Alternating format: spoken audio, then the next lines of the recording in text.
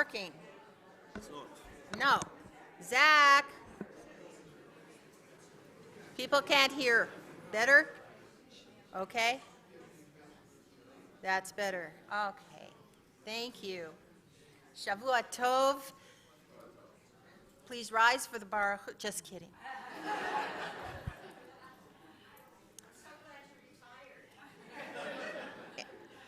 As my first order of business as a retiree, it hasn't hit home yet. I'm here. I was here yesterday. I'm here tonight. I was actually here this morning. My office is empty. I will be here tomorrow night for the Sisterhood cooking event. Tuesday night I play Mahjong, and Wednesdays there's a Mahjong tournament. Thursday's my normal day off. I babysit. And then Friday night services, Saturday services. I think Sunday I won't be here, but I love this place. You know that, and I'm honored to be sharing this event with you. This is our, I think, fourth time trying to bring Uri here to speak. We finally, third, and we are finally successful. Rabbi Nico is on a short vacation, otherwise he would be here. I was asked by Rabbi to introduce Uri, so I went on the internet and I got this information. And since you can do the same, I'm not going to read this. So you can go Google Rabbi Uri Regev, but as Rabbi has said the last few weeks when he was doing our announcements for Shabbat services, everyone would think that our largest enemy in Israel is our surrounding neighbors, and certainly they pose a challenge. However, there are many challenges within the state of Israel herself, including civil liberties. And Uri has taken it upon himself to address those concerns, to fight for civil justice and civil liberties. And he is the CEO and president of an Advocacy Israel Diaspora Partnership, Freedom of Religion for Israel, and of its Israeli counterpart called Hidush, for Freedom of Religion and Equality. He's got a long list of credentials that I said you could read about, so I won't go over that. But from everything I have heard about him from our travelers of the 2017 Israel trip, if you are part of that group, please stand up. And thank you for sponsoring. Look at all of them. We thank them for helping with our refreshments tonight, and we also thank our sponsors, Janice and Mitch Goldberg, Elaine Asa, and there's another, the Sokols. Thank you. So thank you for making this possible. This event, of course, is underwritten by the Rabbi Haim Asa Memorial Fund. How appropriate it is that we are doing this today, since today is Haim's Yortzeit. 5 years? 5 years. And this has become an annual event to have an outstanding intellectual presentation on his Yortzeit or close to it. And Eliana is here representing the children, and Yael, I never remember which one you are. Yael, Haim's granddaughter, one of 14, yes. And so without further ado, Rabbi Uri Regev.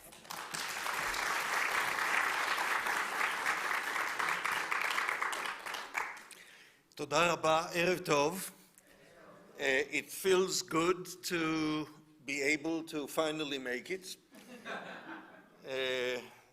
The circumstances that kept me away from coming here were painful, and now I only have, some scar to show for it, and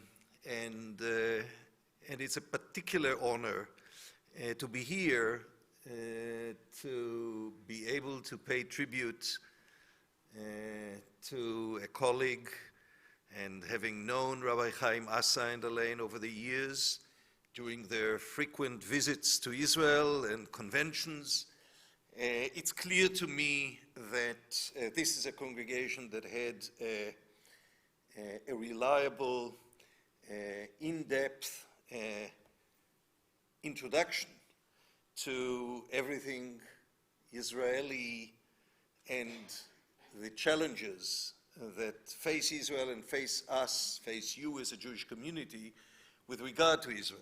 And this is not something that can be taken for granted. And obviously Haim was one of the few rabbis who had this deep understanding of the unique and at times complex challenge that we call Israel.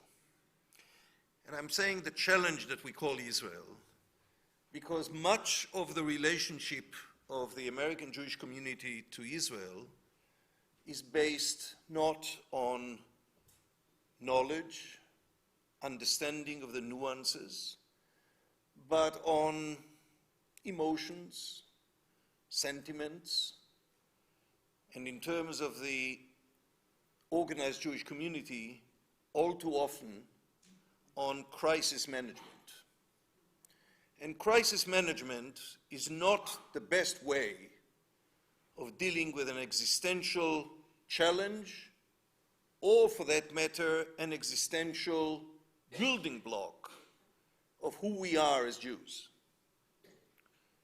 Crisis moves us away from the core.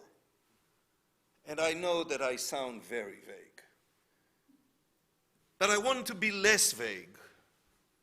And again, in paying tribute to Rabbi Haim Asa, I want to be less vague and ask you to think, and most of you I don't know. I was privileged to meet some of you on your trip and have had a renewal of our acquaintance just before coming here at dinner, which was wonderful, both the reacquaintance and the dinner. So I don't know what it is that you individually think when you think about Israel. And what I will try to do with some background data, some polling data, some analysis of my own, some important quotes from key documents. What I'll try to do is to suggest that when we relate to Israel, we need to ask ourselves, is there a clear vision that comes to mind? When we speak about Israel and when we engage in pro-Israel activities, do we have a clear sense that what we do helps to realize that vision? So often I hear from people that I meet, that I discuss this with, well, you know, given the growing anti-Semitism and what goes on in Europe and what happened only some decades ago, clearly Israel serves the purpose of, operating as a safe haven. All right, hopefully none of you will require safe haven, neither you nor your children. But the thought that Israel would be defined by its function as a safe haven saddens me. It's true. It's true, and we have just gone through Yom HaAtzmaut and Yom HaZikaron, and before that Yom HaShoah, and it's easy to think what the world and the Jewish people would have been like had there been an Israel during the Shoah. But is that all that Israel is about? And then, people will tell me, seriously and rightly so, well, Israel is the homeland of the Jewish people. And I say that's true, certainly true for me. It's wonderful. But very few of you are seriously thinking of making Israel your home. that of your children. So what kind of a homeland that so few people think about as a home? So I wonder what you individually and what you collectively and as families have in mind when you think about Israel. And I suggest to you that the question of how we relate to Israel is a test not only to Zionism, not only to how we feel about Israel's politics, but how we feel about Judaism. Because I will suggest to you, no one can seriously think about the future of Judaism and the Jewish people today without thinking of Israel's role in that future. There are more Jewish children born in Israel today than in all the rest of the Jewish people together. You cannot seriously think about the future of the Jewish people without thinking of Israel. Unless you are so, not you personally, but unless American Judaism is so isolated, so self-centered, that as far as it is concerned, you are the Jewish people. But once you understand that the Jewish people is the Jewish extended family, that extended family cannot be either understood or engage in some planning for ensuring its future without thinking of Israel's role in all of that. But I will say one more thing,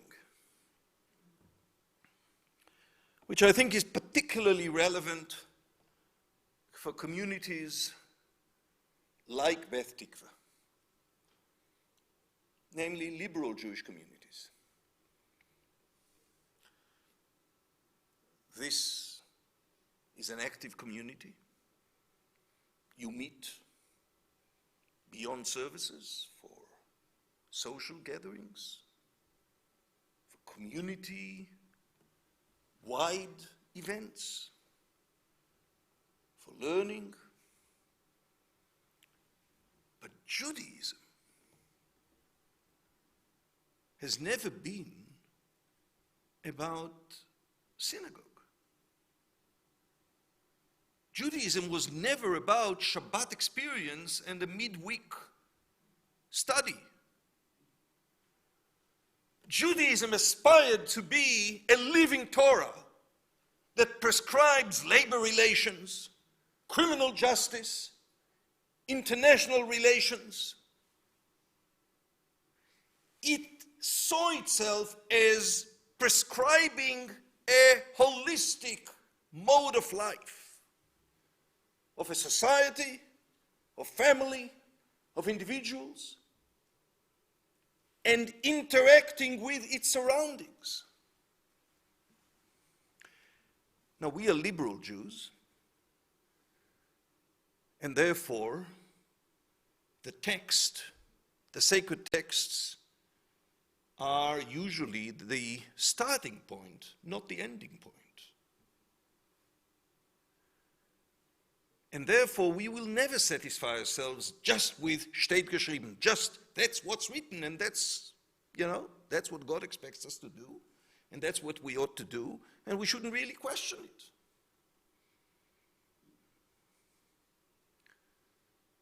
Rather, we, I think, should seriously ask ourselves the question, what is the meaning of Judaism in the 21st century?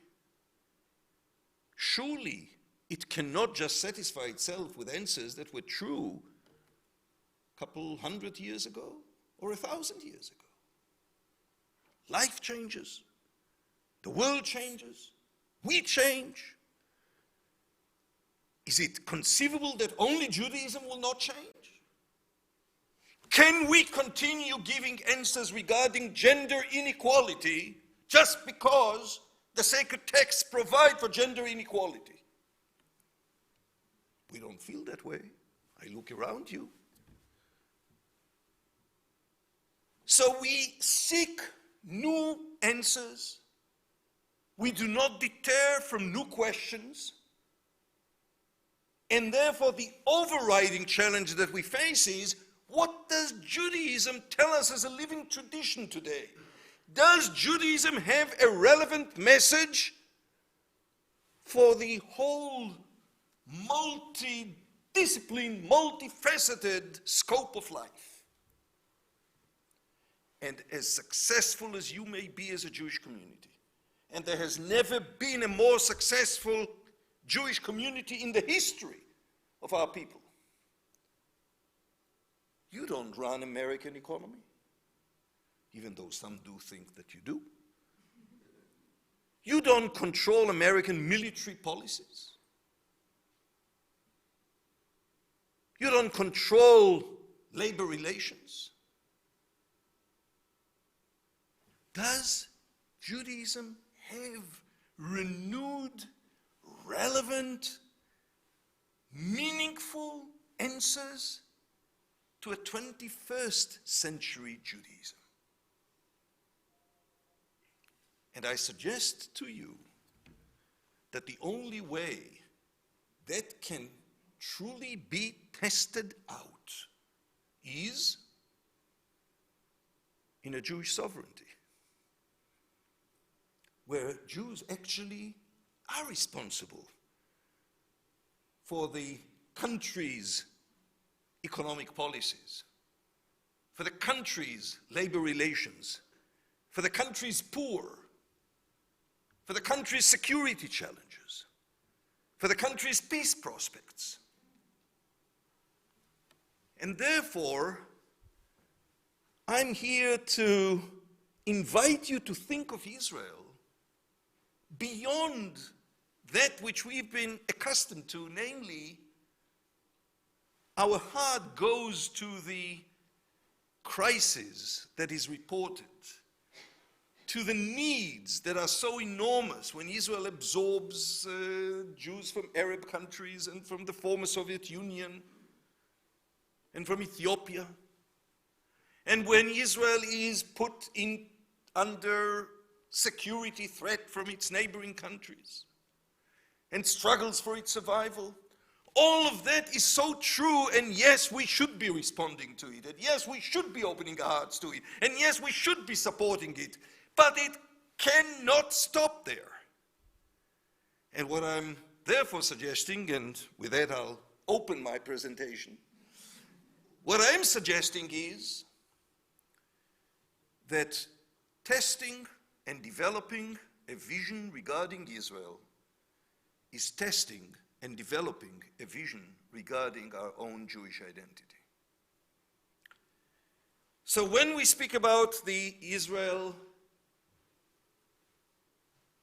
of today and of yesterday, I think that in many ways the helpful starting point is Israel's Declaration of Independence. We all know about it. We don't return to it and review it often enough. But the relevant part for me is, of course, the operative clause. You see, when we talk about the nation-state bill, which has created some controversy just, a year ago, the nation-state bill came, according to its proponents, to meet the need to stress Israel's Jewish identity, that Israel is a Jewish state, the concern that this is not clear enough for Israel's neighbors and for the nations of the world, as if they really care about what the Knesset legislates in defining again that Israel is a Jewish state. But putting that aside, the notion that Israel is a Jewish state did not wait until the Knesset members a year ago passed the nation-state bill. Actually, it's right here in the Declaration of Independence. Twice it is mentioned, if you'll see the top paragraph from the third part of the Declaration, the That's usually referred to as the operative part. So we hereby declare the establishment of a Jewish state in Eretz Israel to be known as the State of Israel. So the notion of a Jewish state is there at the Balfour Declaration and the UN resolution and the Declaration of Independence. But what does a Jewish state mean? Now, some of you may be familiar with the phrase or the formula, Jewish and democratic state. It's a wonderful formula. What's not so well known is that it's a relatively new formula. It's not from Sinai, and it isn't even from the Declaration of Independence. The formula, Jewish and democratic state, appears in the 1992 closest that Israel ever got to a Bill of Rights, the basic law on human liberty and dignity, that speaks about the values of the State of Israel as a Jewish and democratic state. So, what does a Jewish state mean? And further complicating matters, what does a Jewish and democratic state mean? I don't know whether you have attempted to, in your own mind, come to a definition. Now, if we don't have a definition of what Israel as a Jewish state is, and we don't have a definition of Israel as a Jewish and democratic state, how do we know that what we do actually helps attain that core identity, that goal that's ahead of us?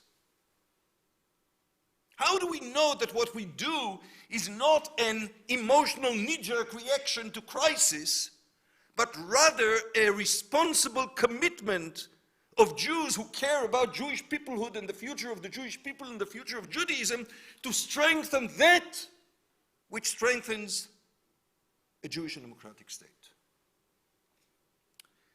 So there is no definition. But there is a lot that we can actually read as providing the building blocks of a definition. So what does it say? The State of Israel will be open for Jewish immigration and for the ingathering of the exiles. It will foster the development of the country for the benefit of all its inhabitants. It will be based on freedom, justice, and peace as envisaged by the prophets of Israel. It will ensure complete equality of social and political rights to all its inhabitants, irrespective of religion, race, or sex. It will guarantee freedom of religion, conscience, language, education, and culture. It will safeguard the holy places of all religions, and it will be faithful to the principles of the Charter of the United Nations. Now, what, according to this, is Israel not as a Jewish state? What is it not? Huh? What is it not, according to this? Huh? It's not. Equal rights to everybody, etc. It's not democratic. Huh? It's not stated. That is correct. But the principles are stated. But so what is it not? Huh? It's not a Torah state. It's not a theocracy. That is very clear. As a matter of fact, the Torah, the Talmud, the Shulchan Aruch, the Code of Law are not referred to in the Declaration of Independence. They had a very clear notion of a modern, democratic Jewish sovereignty that is based on the best values of democracy, equality, freedom of choice. Now, it's very Jewish. It's very Jewish not by deferring to the council of sages or the council of the wise of the Torah or the chief rabbinate or whoever, and not by deferring to the Shulchan Aruch, to the code of law, but by, if we look at that, at least two elements that are explicitly mentioned here. One is the state of Israel will be open for Jewish immigration from the ingathering of the exiles. Namely, it's a Jewish state in the sense of being the state of the Jewish people and uniquely open to Jews who wish to make their home there upon expression of the desire to live in Israel. That was then, in 1950, translated into law. Which law? The law of return, exactly. The law of return is this unique law that says every Jew, except for Meir Lansky, but every Jew that wants to settle in Israel is eligible, entitled to receive Israeli citizenship upon expression of his, her desire to do so. And that is not a coincidence, that is not a technicality. That is because, again, going back to the Balfour Declaration, going back to the UN resolution, because the state of Israel was created as the homeland of the Jewish people. That is very true. Not the home of the 600,000 Jews that happened to be in Israel in 1948, but the home of all Jews who wish to be there. But there was also an important element that the drafters of the Declaration of Independence felt needed to be stressed. And that is, it will foster the development of the country for the benefit of all its inhabitants. And these are two sides of the same coin. Let there not be any misunderstanding. Israel is not about preferential treatment of Jews from the letter A to the letter Z. No, it's about affirmative action for Jews in terms of the right of return. Once you are in Israel, the basic principle is everybody is equal. And everybody should be able to equally enjoy the benefits of the resources of the country. And we go back to the principles. So it will be based on freedom, justice, and peace as envisaged by the prophets of Israel. This is a very interesting selection. Again, it doesn't say it will be based on the Torah. It doesn't say it will be based on the Talmud. It says liberty, justice, peace, as taught by the Hebrew prophets. It's about Amos and Isaiah and Micah. It's about that which Judaism has granted the world, namely the connection between faith and morality, faith and justice. Now, imagine had the Knesset, the government, regularly entertained deliberations that may resemble some of the sermons that Rabbi Haim Asa delivered, that Rabbi Sokolovsky delivers. And the questions that we address are questions as to how do we conduct our communal affairs based on the values of liberty, justice, and peace, as taught by Amos, Micah, and Isaiah. Would we feel that Israel is more Jewish through that or less Jewish through that? I think that there is no question.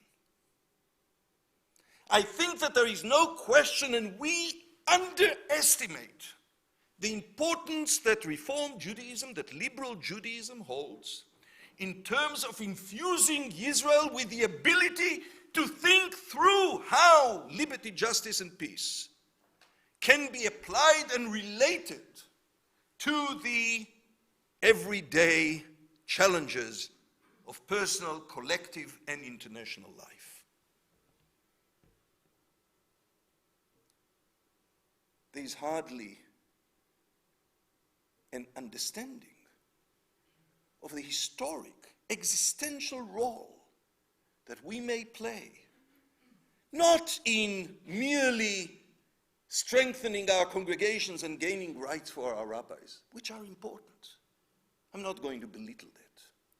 But understanding that liberal Judaism throughout the world, and especially here in North America, could play a significant role in helping Israelis who did not grow with that kind of tradition to think through how contemporary life can be enriched, challenged, infused with the prophetic teachings.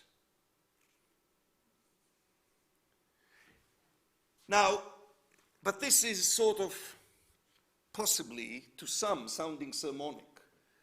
So there was need for a more legalistic language. So it will ensure complete equality of social and political rights to all its inhabitants, irrespective of religion, race, or sex. It will guarantee freedom of religion, conscience, language, education, and culture. We read that and we understand that Israel as a Jewish and democratic state was meant to be a celebration of equality, civil liberties, and religious freedom. It's not. At least not fully. And that is an irony. Something has gone wrong in the process, where Judaism and these principles have been hijacked by political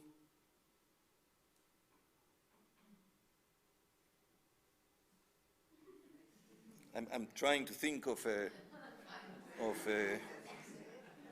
less outrageous term. Good. No, she means opportunism. Yes, by political opportunism. So let's look at what Israelis think. Let's look about who are Israelis and I'll try and watch you, and when I see your eyes fluttering, I'll know I've overstayed my invitation, but we'll see how we do. And by the way, so before let me just give you a sense of the end before we continue. One, there's no way that we can cover all that I've planned, wished to be able to convey, and therefore I urge any of you, any and all, who wants to continue the dialogue with me and be able to have a better understanding and acquaintance with the issues that I will manage to cover and have a sense of what I haven't managed to cover. So come over and take my card with my personal email and the address of our website, the organization that I had, Chidush for Religious Freedom and Equality. It's chidush.org, and Chidush is like Kiddush. It's HIDDUSH.org. So I urge you to continue the dialogue with me, and I urge you to look up more than we'll be able to cover together. 2, if any of you are interested in receiving this PowerPoint presentation and refreshing your memory of the things that I will be covering, and realizing that I will not be able to get to the happy end of this presentation, I'll gladly email you the PowerPoint presentation. And 3rd, and just as important, and I have no idea whether Rabbi Sokolovsky managed or not, is something we can do. There are a number of things we can do, but the basic, simple thing we can do, if you will see eye to eye with me that what we have read in the Declaration of Independence and the pluralistic nature of contemporary Jewry, and the fact that most Israeli Jews are on the same page as you are with regard to these questions, as you will soon see, join us in signing on online to a vision of Israel, a vision document on Israel as a Jewish and democratic state. Now, this is the least demanding. All it requires is that you log on and put your name. Of course, if you want to do more, we'll be happy to. But at least do that. Now, what's the interesting and important thing about this? First of all, it's painless. It's one page. But it's bold, it's holistic, and it's unifying. And it's unifying in the sense that I wrote it together with a leading modern Orthodox rabbi, Rabbi Mark Angel, a former president of the Rabbinic Council of America and former senior rabbi of the Sephardic Portuguese synagogue in New York. It's further unifying, as you will be able to see when you log on, because it's already been endorsed by leaders of Orthodox, modern Orthodox, conservative, Reform, Reconstructionist, Renewal, and unaffiliated, both here in America and in Israel, including a couple of celebrities like Michael Douglas and Chaim Bialik. But this is the only document of its kind that I'm aware of that is co-signed by Orthodox, Conservative, Reform, Reconstructionist, Renewal, and unaffiliated. So this is an opportunity for us to actually stand and be counted in support of a vision of Israel which is in keeping with inclusiveness, freedom of choice, pluralism, in which everybody is equal. So this is what I wanted to make sure that I get across before we move forward. And this is the April Knesset elections. Now, you look at the pie, and I'm sure that many of you have read about it. And by the way, if I may, I'm sorry that Rabbi Sokolovsky is not here, and Miriam can no longer, I guess, do it, but very important for recalcitrant rabbis who visit in your community and speak, to place a clock in front of them. So attach a big clock at the corner there, very important. We tend to lose sight of time at times. My rabbi shared with me when he studied in rabbinic school, in the homiletics course, and of course this was many, many years ago, as you will see. The teacher told them, listen, how do you know that you have really gotten to the point where you should wrap up and, finish your Dvar Torah? Says, people start looking at their watches. Don't mind. It means nothing. It's when they take off their watch and put it next to their ear to see if it's working, that's when you should know, your time is up. So I'm watching. You probably know the results of the elections. The elections in Israel have always resulted with an impossible pie. My hosts told me that there's a pizza parlor next to here. That's a pizza that no pizza parlor will produce because it's just, impossible. That's the nature of Israeli politics. We have about 30 parties competing on the votes. The threshold is 3.25%, and that means that unless you get enough votes to bring on to the Knesset 4 seats, 4 Knesset members, you lose everything. And as you can see, these parties have all passed the threshold of 3.25%. Now, had there been the willingness and the understanding of Israel's needs that would lead the Likud with its 35 and Blue and White with its 35 to somehow align and find a common denominator and work together to create the basis of a coalition and then bring on board whoever else is willing to, speak reason and not extortion, Israel would be in good shape politically. Interestingly, as you will see later, or if you don't see it and you look at the PowerPoint, you will find the figures. The clear majority of Israelis in polls that we conducted, and one of the things that Chidush does is regular polling of public opinion, and in our website and our newsletter, and of course I didn't mention that, sign up to get the newsletter. Every other week you'll get a newsletter which is not a fundraising, and nudging, but rather news and analysis of issues of religion and state in Israel. Yes, we have the customary button, donate or whatever, but that's on the side. So we do regular polling and we report on that. 65% of Israeli adult Jews wanted to see, following the elections, a coalition created that has Likud and blue and white as its base and does not depend on the ultra-Orthodox parties and pursues that which I have quoted to you from the Declaration of Independence, namely religious freedom and equality. But that's not the way it went. 55% of Likud voters wanted it. 95% of blue and white voters wanted it. That would have changed the face of Israeli politics and would have gotten Israel from under the sort of thumb of what ultimately led to the inability to form a coalition, which was sort of the bottom operative item was the draft law.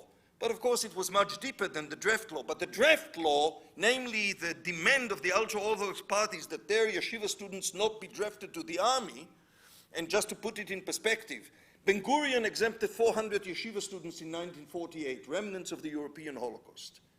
That number grew over the years to the point that currently there are over 60,000 yeshiva students at army service age that refuse to serve in the army or civil service. They constituted about 7% of the annual conscription about 12 years ago. They constitute about 17% of the annual conscription now. And to put it in perspective, today, 26 to 27% of the country's first-grade Jewish students study in ultra-Orthodox schools.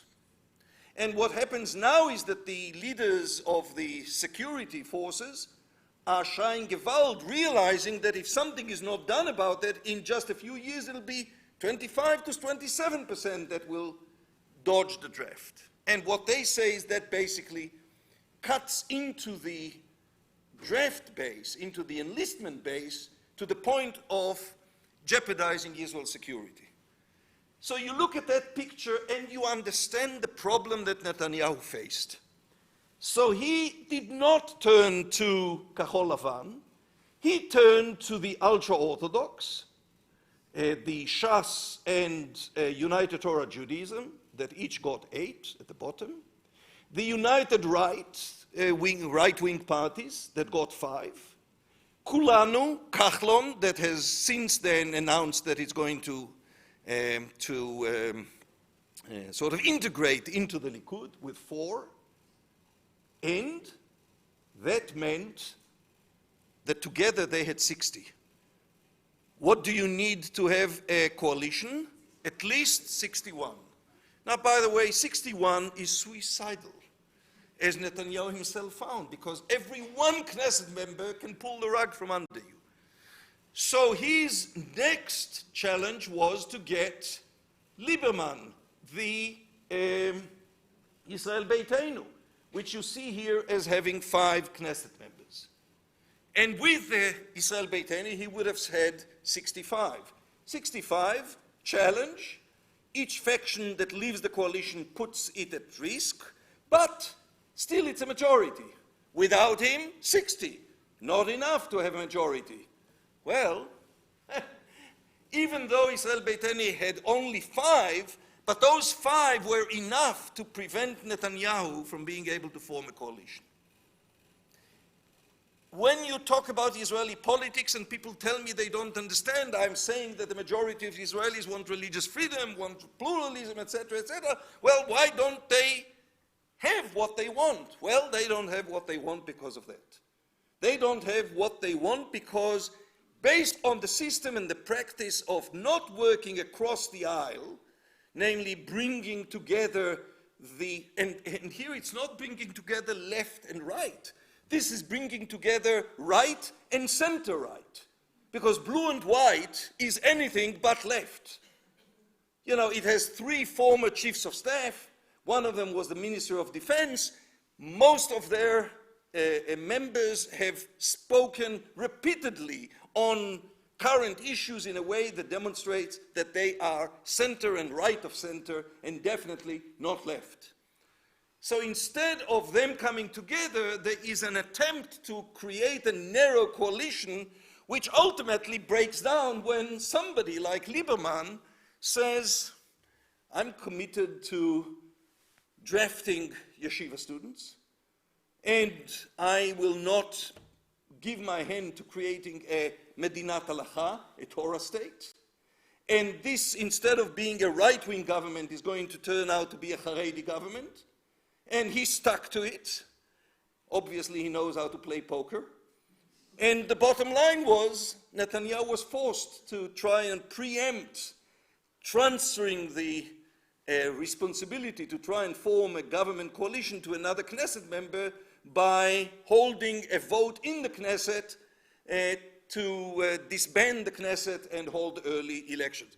Early, you know, that's sort of an understatement. I don't think that there was a Knesset that served so short a time as this one. In any case, let me now rush and show you a few more pieces of that and then open up for some conversation. So, one of the things that we tested in January of 2019, namely before the elections, is, had a party that you are considering voting for, or that holds views that are in the area of your general political views, been committed to pursue publicly, assert their commitment to pursue religious freedom and equality, are you more likely to vote for it, less likely to vote for it, or it would have made no difference?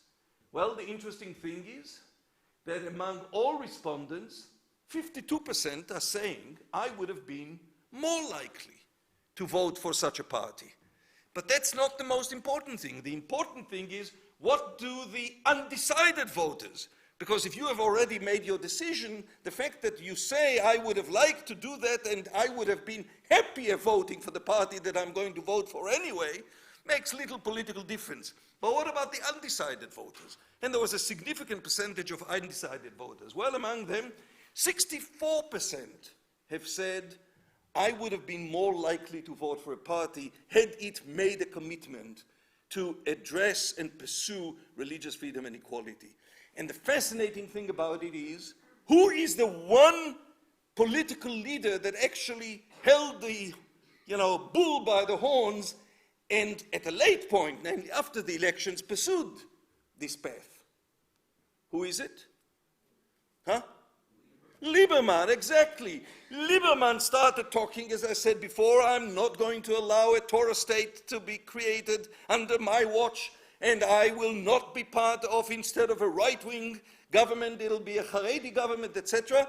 And what is the reaction? There have been already 5 polls that were done since last week by different polling agencies, trying to gauge how is the next Knesset going to be shaped, how are people going to vote in the next round. And Lieberman, that got 5 seats in the April elections, according to 4 out of the 5 polls that were conducted in the last week, will get 9, and one of the 5 says he'll get 8. Clearly reaping the fruits of such a stand that we have already seen in the January polling and February polling and March polling and the April polling after the elections. Now, what we need to understand when we talk about Israelis is, there is a gap between how they identify themselves politically and how they identify themselves religiously.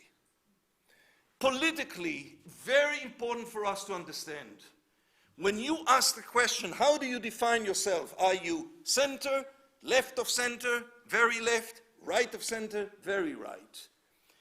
Only 15% identify themselves as left of center, left or very left.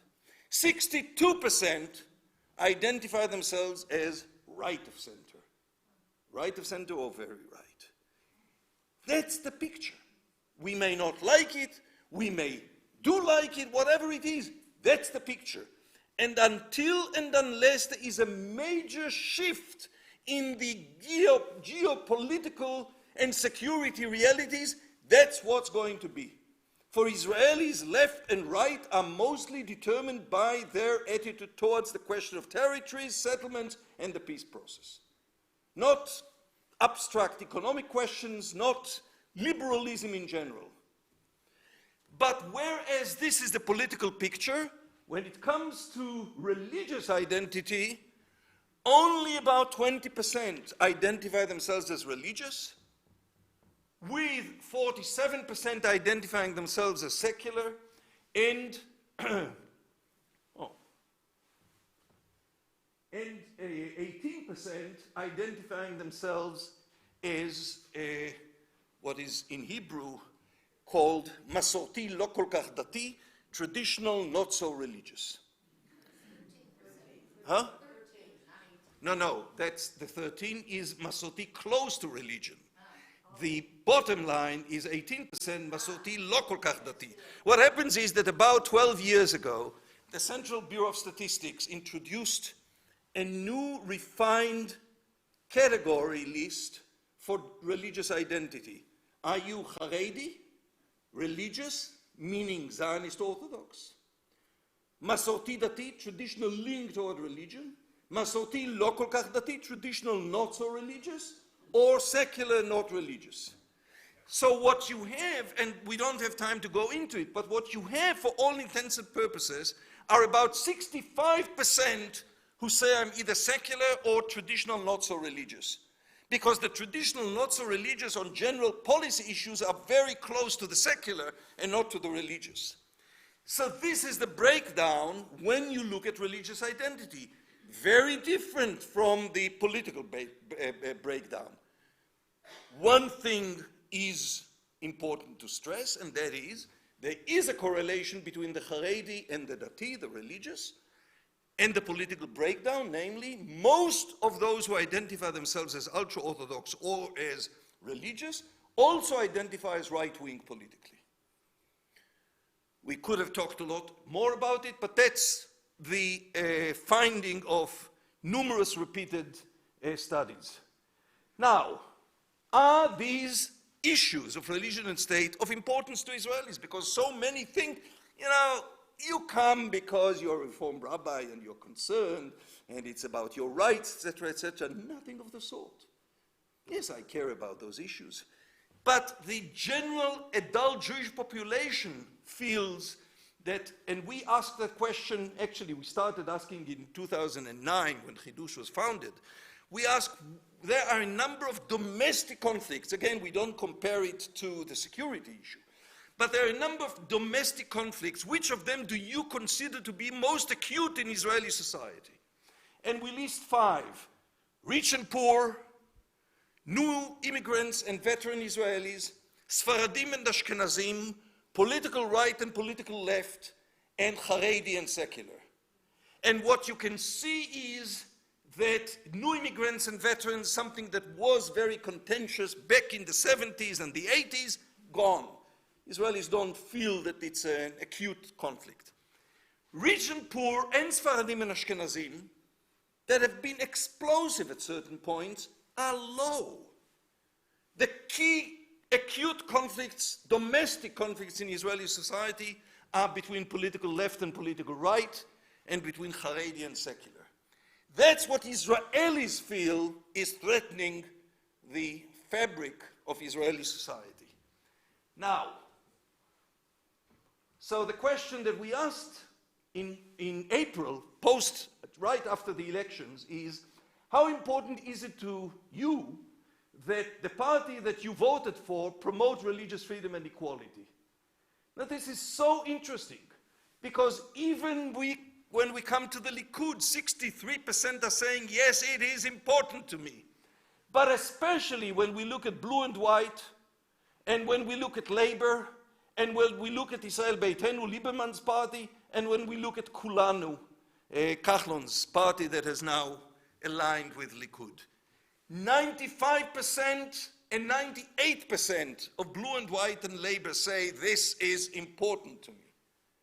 Clearly we are dealing with an issue that is not just the wishful thinking and, and dreaming of a reform rabbi, but rather something that is very, very basic to the current Israeli discourse. Okay, as I told you before, most Israelis want there to be a coalition that's based on blue and white and the Likud, especially those from blue and white and Labor, but also 55% of the Likud voters. Now, just to give you a sense of the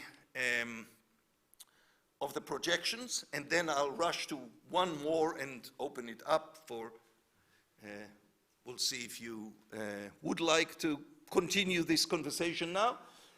So when this was a study that was done in 2016, the level of religiosity among adults ages 20 and older, comparable to what I told you before, but look at the note at the bottom. Now, these are the Central Bureau of Statistics figures. Look at the note at the bottom. Among 60-plus-year-olds, only 4% in 2016 identified as ultra-Orthodox. Only 4%. Among 20 to 29-year-olds, 17% identify themselves as ultra-Orthodox. And that will give you a sense of what the future holds in store if we are not going to wake up and understand that in the year 2019, 71 years into the life of the State of Israel, we have an existential battle at our hands. The future of Israel is in our hands. And the question is whether your view is, well, that's your worry, that's your concern, what does it have to do with us? Or whether you feel that indeed the future and the well-being of the State of Israel will tell to a great degree the future of the well-being and the well-being of the Jewish people. So these are projections that were published by the Central Bureau of Statistics that look at the development of Israeli society up to the year 2065, based primarily on birth rate. And as you can see, the Arab population, which for a while there were talks about the demographic time bomb and the Arabs are taking over, etc. Nobody's talking that way anymore. That's not a concern because the birth rate among the Arab Israeli population has gone down to resemble the average birth rate of Israeli Jews. Haredi, that have about 6.5 to 7 children per family, are projected to grow from 11.2% to 32.3%. One of the things that you can see here that is by the year 2065, if things don't change, the majority of Israeli citizens are going to be non or anti-Zionist. Definitely something to think of. And, okay, one of the things that we don't understand is that 71 years into the life of the state, the basics, the ABC of what does it mean to be Jewish and democratic are under dispute with the majority of Haredi and the majority of Dati. Now, that's the Pew study of Israelis that was published in 2016. 86% of the Haredi and 69% of the Zionist Orthodox say that as far as they're concerned, halacha, Jewish law, should be the governing law of the state for all Jews. As a matter of fact, today there was a quote from Bezalel Smotrich, the chair of the right-wing union of parties, who demands to be appointed Minister of Justice. And today he spoke at a gathering explaining the reason why I insist on being the Minister of Justice is to retrieve Jewish law to its original role, namely having Jewish law govern the country. That's his aspiration, the one who may politically become the next Minister of Justice. All right, I'll maybe finish with two pieces of good news. One is, those of you, and there are a few who fall into the category of 60 plus. So, you will remember the time that, people in Israel would tell you, Reform and conservative are just not relevant. Or as Professor Shlomo Avineri quipped, the synagogue the average Israeli doesn't go to has to be Orthodox. And the Reform synagogue isn't even the synagogue he doesn't go to. Well, recently, a few months ago, in December of 2018, the JPPI, the Jewish People's Policy Institute, published a study called Rising Streams about Reform and Conservative Judaism in Israel. And they took 6 studies, including a Chidush study, that were done in which the question was asked, how do you define yourself religiously? Not secular, etc., but Orthodox, conservative, Reform, or none or unaffiliated. And in 4 out of the 6 studies, between 11 and 13% on the right, between 11 and 13% of adult Israeli Jews said, I identify myself as Reform or conservative. That's a long way from the misguided notion that the synagogue the average Israeli doesn't go to has to be Orthodox. As a matter of fact, if you remember the figures we spoke about before, namely 11.2% according to that study, the Central Bureau of Statistics, define themselves as Haredi. Well, a comparable percent at this point already define themselves as Reform or conservative. And the last figure that I wanted to show you is, so one statement and one figure. So in one of the landmark cases that I argued before the Israeli Supreme Court in my hat as an attorney on who is a Jew, Chief Justice Barak wrote the majority opinion, and he said, the state, in refusing to recognize Reform and conservative conversions, claims that all Jews in Israel constitute one religious community, quote unquote, the Jewish community. And at the helm of that Jewish community sits or stands the chief rabbinate in the religious realm, and therefore for a person to be considered Jewish, one has to have the approval of the chief rabbinate. That's, in a nutshell, the argument of the state. Chief Justice Barak says this argument is unacceptable to us. True, the term Jewish community appears in Israeli law, but it dates back to the British Mandate over Palestine, and it's a mandatory, with a capital M, mandatory colonial concept that has no place in the modern sovereign state of Israel. And here is the punchline. Israel is the state of the Jewish people, not of the Jewish community. Within Judaism, there are different streams that operate in Israel and beyond. Each and every Jew in Israel, as well as each and every non-Jewish person, is entitled to freedom of religion, conscience, and association. Our basic precepts grant each and every individual the liberty to decide on his affiliation with one stream or another. So for Chief Justice Barak, it is clear that the reason, okay, that was the last one, that the reason, the core principle that binds us together is the view that Israel is the state of the Jewish people. It's not the state of the Jewish community. The big question is, do we feel that Israel is the state of the Jewish people? Do we feel that we have a vested interest? Do we understand that this is about partnership? And do we feel that there is importance in our acting on our partnership and realizing our share as partners? And the last thing, therefore, is Israelis, on these issues, Israelis Unlike when you ask, should the government of Israel take into consideration what American Jews say about where the border should be and what settlements should be uprooted, etc., etc., Israelis are at best ambivalent about that.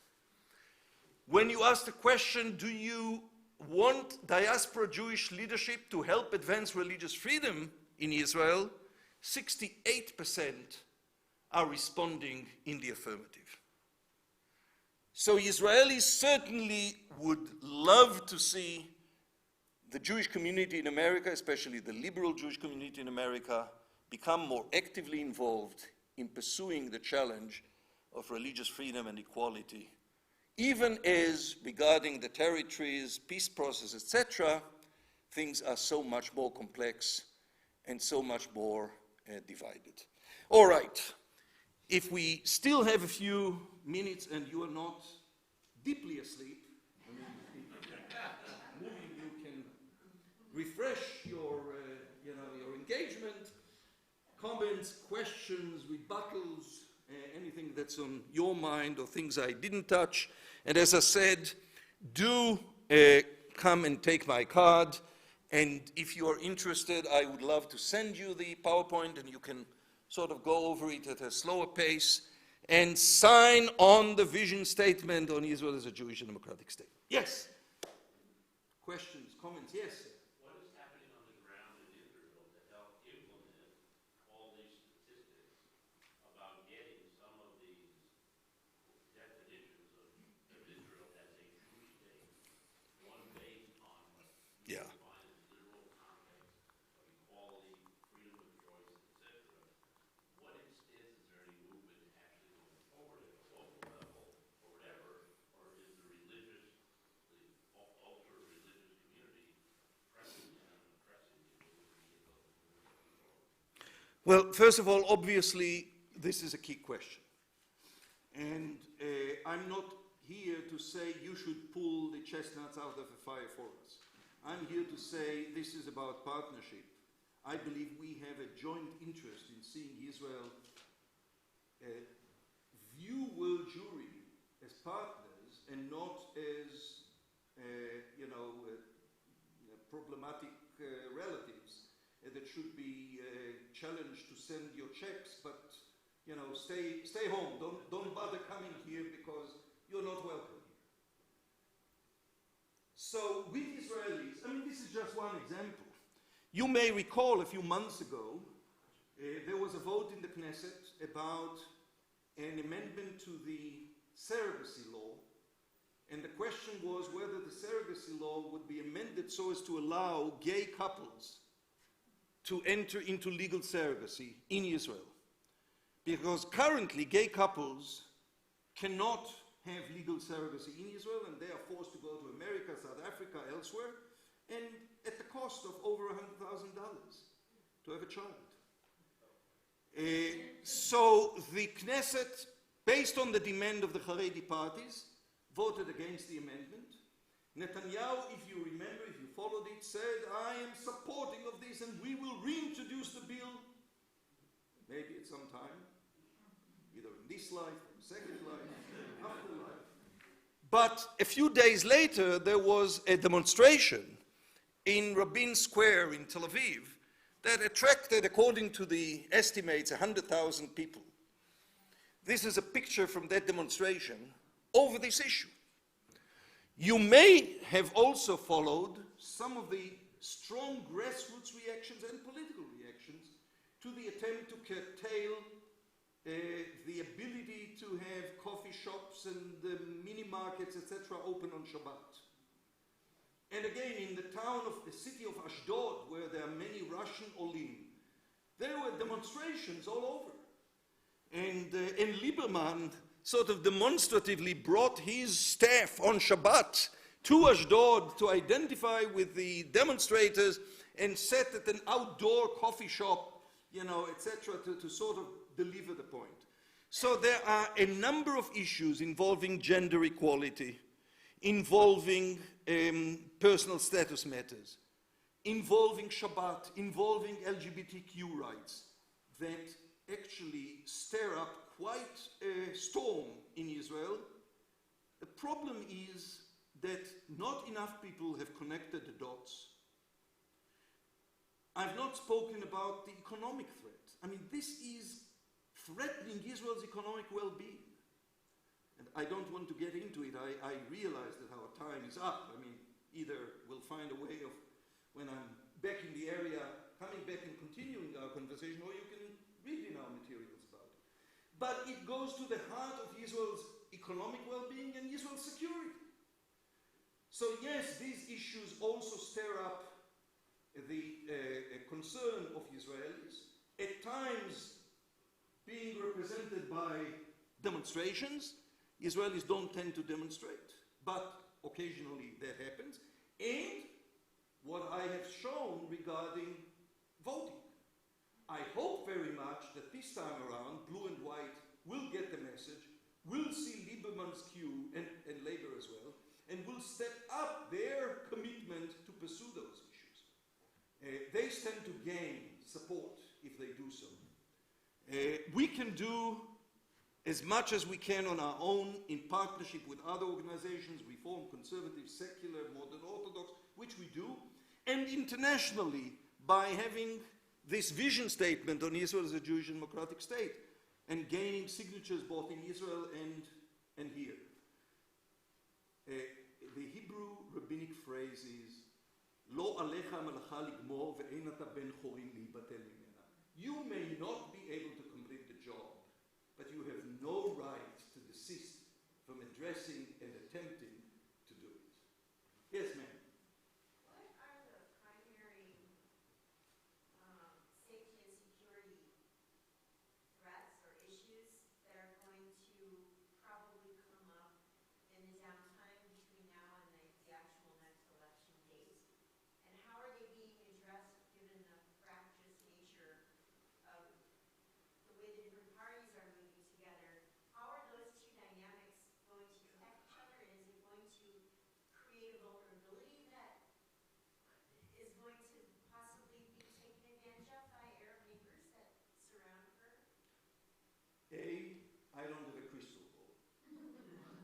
Two, the neighboring countries will be very stupid to think that because Israel is divided over a variety of issues, that there is any less unanimity on security issues. I mean, the irony was that blue and white could not come up with a compelling counter position on security issues to that of Netanyahu. They're really sort of in the same circle of view regarding the security needs. So I would not worry too much. Yes, there are all kinds of things that are happening. The question is, of course, can one conceivably think of Netanyahu taking advantage of the security situation in order to sort of step up his ability to rally support? I hope not, but I've no way of knowing. Yes? If Israel is interested in having support from the diaspora, strikes for 65%, and Israel permits dual citizenship with whatever other country in Israel, does Israel also then permit absentee balloting? And if so, why could the diaspora take part in this election? The issue of absentee ballot has been debated for many years. There are pros and cons, and I don't see that happening anytime soon, though there are proponents. From our perspective, I would caution us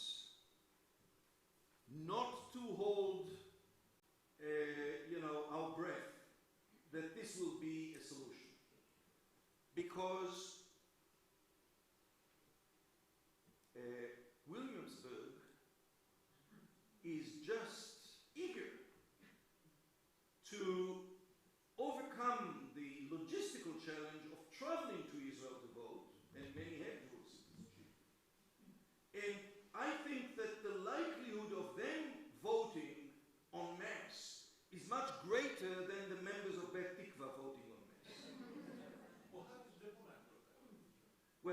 is an exception to the law now. Diplomats and sailors can, and soldiers, vote using absentee ballots, but not other Israelis who happen to be elsewhere at the time.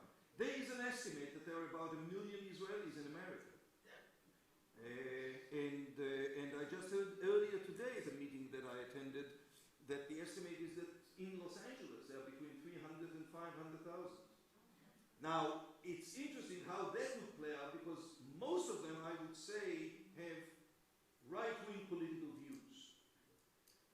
Now, we need to go beyond the thought that the issues of religious freedom and equality are determined by the division of political views between left and right. As we see, that is not the case. But at the same time, the tendency of political leaders such as Netanyahu has been to go to the more sort of safe base of support. As Rabbi Litzman, the leader of Agudat Israel, stated, and not too long ago, he said, you know, we are called upon to support all kinds of things that are of no interest to us, such as security and peace and international relations. And we do that. We expect our partners to vote for things that are important to us, such as exemption from military service, and such as not enforcing co-curricular studies in our schools, and such as raising the subsidies, etc., etc. That's the nature of the relationship. It's killing the country. And it shouldn't be hijacked by the division of left and right. There should be a way that most Israelis support of right of center and slightly left of center, finding a way to work together to realize the core values of what Israel stands for as a Jewish and democratic state. Yes, sir. Do you feel that this issue is going to maybe lessen support among American Jews of Israel? The question was whether I feel that these issues are going to lessen support for Israel among American Jews. Let me be very clear. I did not and will not suggest that American Jews should lessen their support of Israel. On the contrary, I think that putting all these issues aside, we shouldn't put them aside, but putting all these issues aside, there is enough compelling reason for American Jews to support Israel and ensure that it is vibrant and thriving and strong. Because, again, the realities of the Jewish people are such that we dare not think what may happen if Israel is not as viable and as strong as it could be. So, you know, within the family, there may be situations that we are not particularly, rejoicing over, but it's still family. Having said that, we didn't get to one of the key points that should be understood. The right to marry, the right to family. Israel is the only Western democracy in the world that does not grant the right to marry to its citizens. We researched the status of freedom of marriage throughout the world, 194 countries of the world, and we uploaded the data onto an interactive map of the world, and it's to be found in a website that is, as you can see here, I thought that you could see it here. In any case, it's marriage.chidush.org. And what it will show you is that there are 45 countries that we coded in the black, 45 countries that impose severe restrictions on the rights of their citizens to marry. You take one look at this picture and you understand what this is about. 67% of those countries are countries that impose Sharia law on their citizens. Israel prides itself, startup nation, the beacon of democracy in the Middle East, etc. All of that is true. when it comes to the right to family, the right to marry, no civil marriage for anyone, and for Jews, the only authority to celebrate legal marriage of Jews rests in the hands of the Orthodox rabbinate. That means that over 600,000 Israeli citizens cannot marry, because and we are just releasing now a video about the right to marry. You know, Aaron Koppelo and Ariel Beery, young couple. She came from Chicago, I forget where he came from. They met here, they fell in love, wanted to get married. They couldn't, because her mother converted conservative back in Chicago before she married her father. So they had to go back to Chicago to get married, and then return to Israel and present their marriage license and be registered as married. Now they have a daughter. And what they are saying is, if nothing changes, our daughter won't be able to marry. Our grandchildren won't be able to marry. A modern Orthodox colleague estimated, Rabbi Seth Farber, the head of an Orthodox advocacy group called ITIM, estimated that 85% of the children that come to Israel on birthright would not be able to satisfy the chief rabbinate in Israel as to their Jewish status.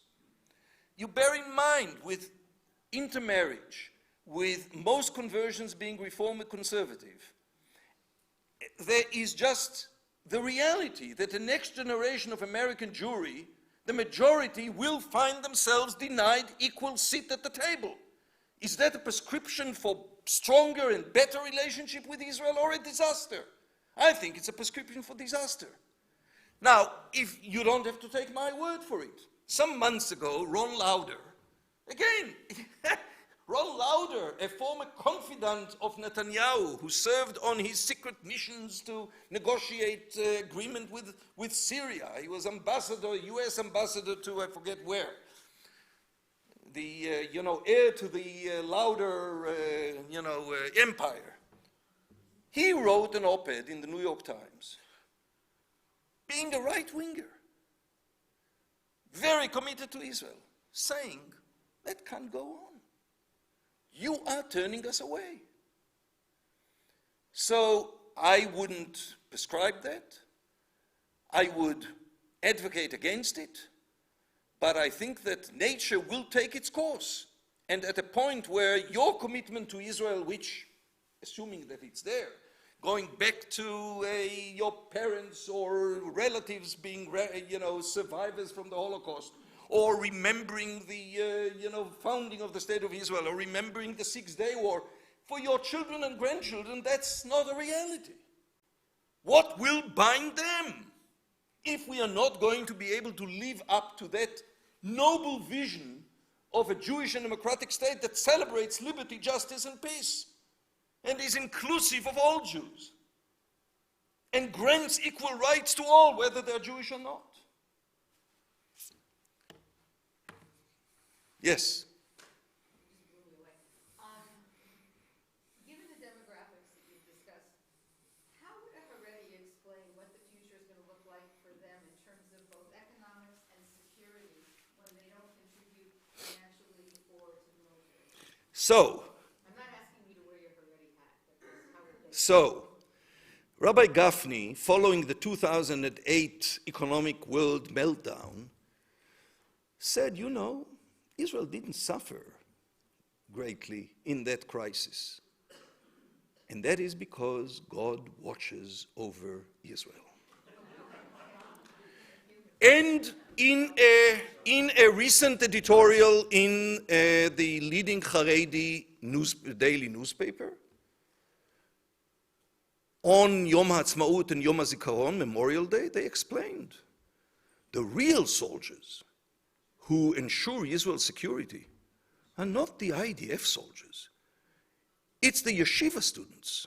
Without them, Israel will have no security. That's not what I say that they say, this is what they say. And, some are suggesting with such strong faith, one wonders why they insist on getting the subsidies in cash from the treasury, but that's a different story. Yes? This might be not possible, it doesn't happen, but if Nothing is impossible. a yeshiva student has other feelings about wanting to be in the military, is he then cut off from his community? It's a very important question. The question is, if a yeshiva student feels differently and wants to go to the army, is he cut off from his community? So, first of all, there is an interesting phenomenon on a small scale of yeshiva students, not yeshiva students, sorry, no yeshiva students. What you have to understand is we are dealing with an abnormal reality. During the golden era of the European yeshivas, that the current yeshivas are attempting to emulate. They keep the names, the Mir Yeshiva, the Ponevezh Yeshiva, the Belz Hasidim, they basically attempt to recreate the pre-Holocaust reality. So during the golden era of European Jewry, with all those great yeshivas operating in Eastern Europe, all estimates are that there were between 5,000 to 20,000 yeshiva students. There are now over 100,000. But moreover, those 5,000 to 20,000, there was a clear pattern. You studied in a yeshiva until you got married. Once you got married, you left the yeshiva and started work to provide for your family.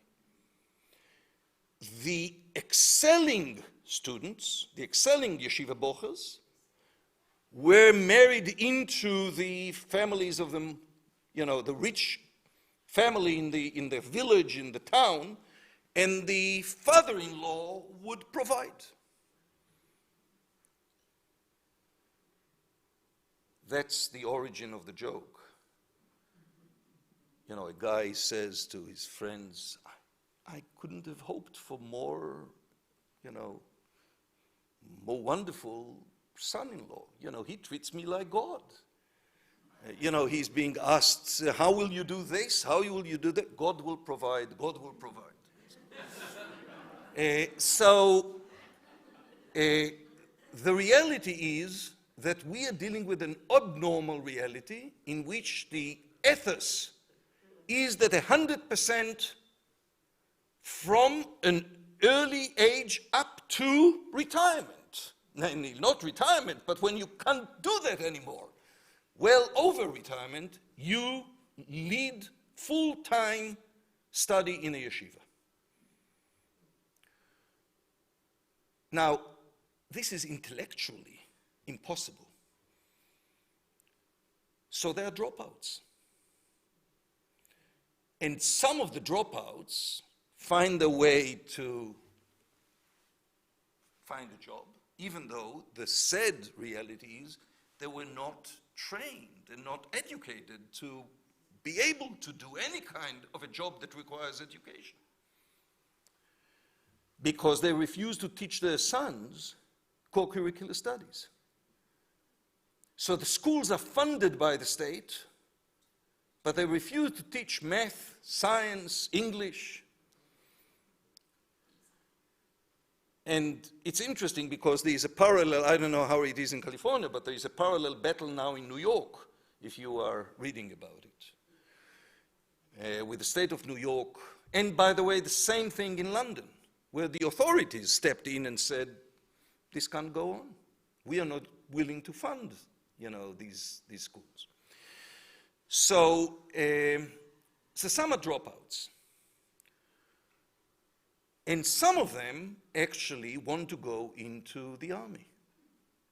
So Israel created special units for Haredi soldiers that are separated from any female participation or presence.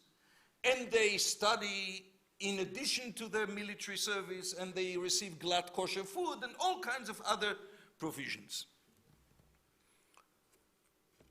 But some, as you sort of alluded to it, say already, I've had it, I want to enter into, Tzahal at large.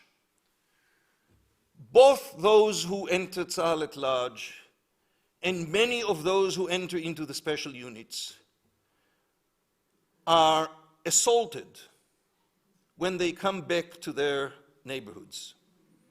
And if you follow the news from Israel, there are physical assaults.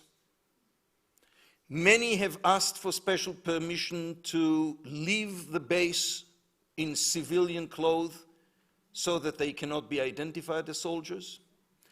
Horrific labels were developed, chardakim, to describe those who serve in the army. Chardakim is sort of a play on word which resemble both chaydakim, germs, and charakim, cockroaches, so it's a sad situation. Well, but I really want us not to end on a sad note. All right. So the upbeat note is, and I'm going back to the vision statement, there has never been a time when this was no longer just a battle of Reform and Conservative versus Orthodox versus the state or whatever, but rather an across-the-board understanding from modern orthodoxy, such as Yitz Greenberg and O'Neill Hartman and here Yosef Kanevsky in Los Angeles, and Orthodox activists like Dov Zakheim and Steve Bain from the American Jewish Committee, and the president and executive of JOFA, the Jewish Orthodox Feminist Alliance, and others, that either we join together and ascertain that there is freedom and acceptance of all, or else no one will come out of that with their rights and dignity intact. The battle in Israel now over who is a Jew is not so much about keeping Reform and Conservative converts out, but keeping Rabbi Riskin's converts out. The most famous convert in America today is who? Ivanka Trump. Who converted Ivanka Trump? Rabbi Haskell Luxtin, one of the leading modern Orthodox rabbis. He converted others. One of his converts made Aliyah. She tried to get married and was referred to the rabbinic court, who said, "Let us see your conversion certificate." They take a look and they say, "We don't recognize Rabbi Luxtin." She appealed to the rabbinic court of appeal. The Rabbinic Court of Appeal upheld the lower court decision and said, "We don't recognize Luxtin." And the poor young woman ended up having to reconvert under the auspices of the Rabbinic Court of Appeal because they wouldn't recognize Haskell Luxtin's conversions, as they don't recognize Rabbi Avi Weiss's conversions, as they don't recognize Riskin's conversions. We have a unique opportunity, window of opportunity now, before the numbers become such that no one will be able to find remedy. When there is such a proximity of potential understanding and interest between Israelis and American Jews, who on these issues are not far apart at all, and when the pitch is not Orthodox versus non-Orthodox, but across the board a rich rainbow of those who want Israel to be a Jewish and democratic state and those who want Israel to be a Torah state. I think it's a window of opportunity that we need to take advantage of. It presents an opportunity for us to understand that it's not about reform. And we shouldn't push the reform interest as the be-all and end-all. We shouldn't push the Kotel issue as if this was the most important issue on the horizon. It's important. But it's not the most important issue on the horizon. Both from Netanyahu's perspective, who made it very clear. He said, I really wanted this agreement to work. And he's saying the truth. He really wanted it. But he said, I'm not willing to lose my government over the Kotel. I'm not sure that had I been in his shoes, I would have said differently. The average Israeli couldn't care less. What matters are the fact that hundreds of thousands of Israelis and the majority of the children growing up in America are not going to be able to be treated as equals and wouldn't be able to have a legal family set up in Israel. The issues of the rejection of American Jewry at a time when some think that the evangelical Christians are going to be providing the support that the Jewish community has been providing. It's a terrible, terrible mistake. So we have an opportunity. The question is whether we'll seize it. How do you get around the Orthodox, extreme Orthodox? Which Orthodox? Well, okay, what I'm saying is it's important for us to understand this is not, we shouldn't be using the language of Orthodox. It's not about Orthodox. There are Orthodox who have signed, who have written this with me, who have signed it, who are with us 100%. Rabbi Asher Lopatin, who used to be the president of Chovevei Torah Yeshiva, he is right-wing to the point that he does not support a two-state solution. He supports a one-state solution. A few years ago, when we started discussing it, he said, I don't want to get involved with it because I'm afraid that it'll antagonize my Orthodox base. Not too long ago, we spoke with him again and said, I'm ready now. And he is on the executive committee of our Ruach Hidush, Rabbis and Kenters for Religious Freedom and Equality in Israel. So this is with Orthodox who understand, support, and believe in democracy. Not those who want the Torah state or who feel that all our needs, except for their subsidies, monthly subsidy checks, are going to be provided by God. All right. Thank you.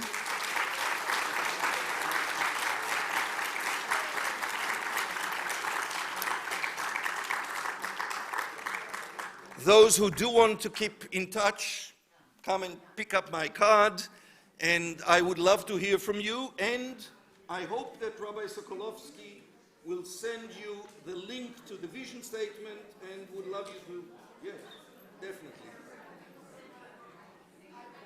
Thank you.